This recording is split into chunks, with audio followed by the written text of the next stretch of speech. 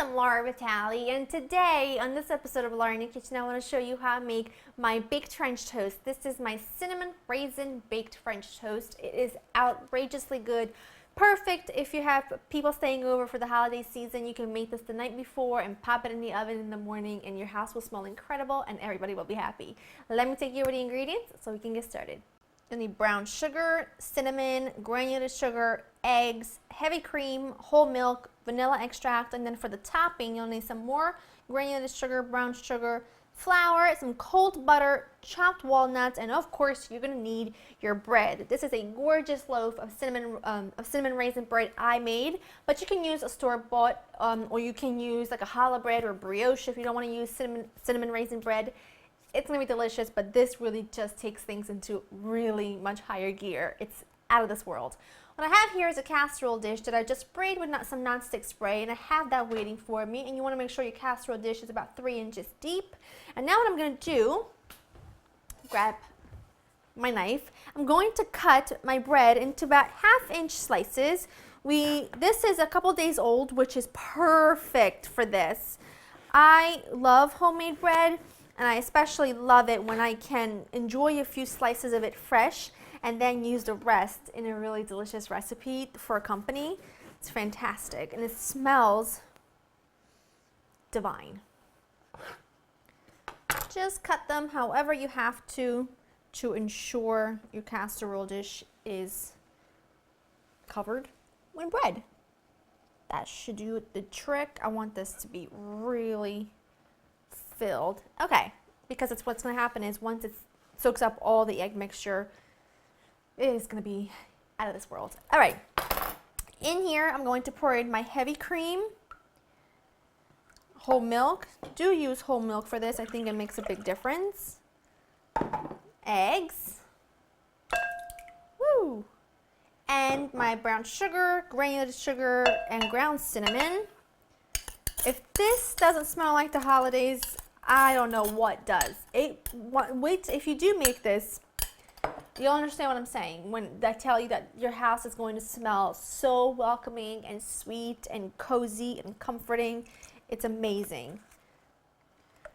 Give this a nice whisking. You want to make sure that you've got all those eggs beaten in there really well. I'm not gonna lie, I've totally been snacking on that.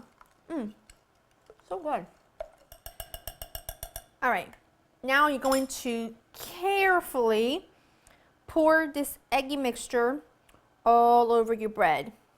You gotta be careful. You're kind of gonna have to lift a little bit of the slices to make sure it's all. Oh, this is gonna be so good, man. If I was staying over at your house and you made me this for breakfast, pretty sure I wouldn't be leaving. I'd be moving in. So if I am coming over your house and you are making this for me, make sure you have a spare bedroom. All right, just be a little patient. Patience is just not one of my virtues in life, but you know, when it comes to food, you gotta do what you gotta do. And take a spatula and you just want to do that.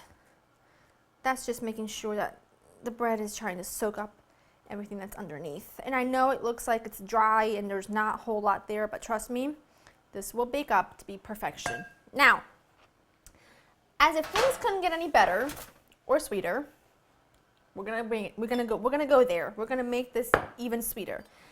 This is basically the streusel topping I made in my apple cinnamon muffins.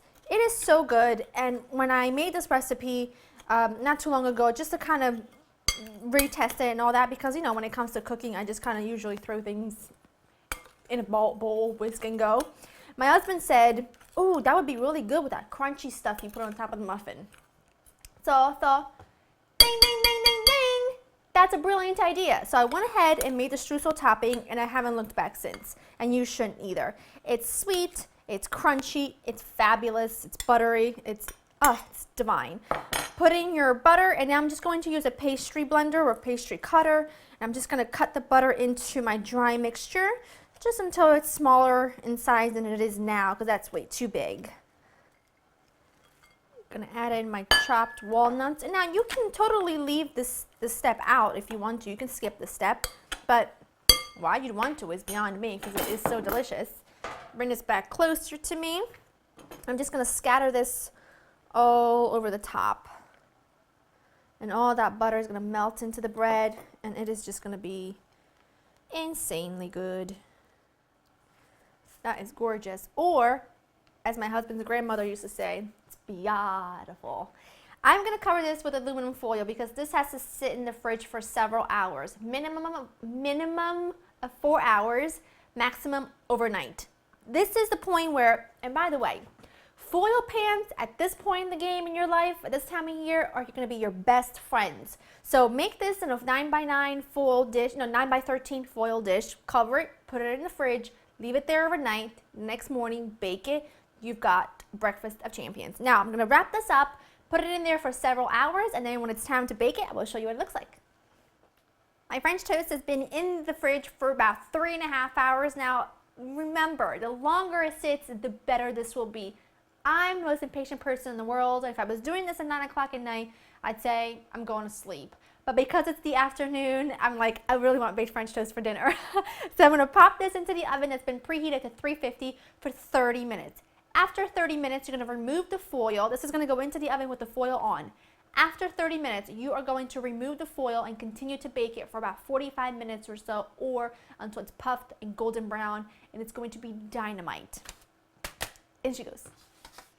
Now this baked for 30 minutes covered, 45 minutes uncovered, and I've let it cool quite a bit. And as you can see, I mean, it's absolutely gorgeous. I'm excited to dig into this. It's going to be delicious. It forms such a good like, I don't know, I can't even describe it. It's like it's a streusel crust on the very top. Now what you need to remember is that this is French toast. It is not bread pudding, so it's not going to be as wet as bread pudding. It's going to be like French toast. The custard has soaked in beautifully. Serve this, I mean, you can see the custard's soaked in right into the bread. Now you can serve this with some really good maple syrup and you will be in business. Just make sure that if you're doing this in the morning, prep it the night before and pop it into the oven when you wake up, and you will have an incredible breakfast. Serve some mimosas, maybe some scrambled egg on the side, and you're golden.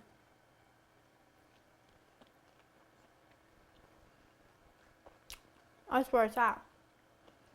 It is like French toast for 8 to 10 people, made way easier.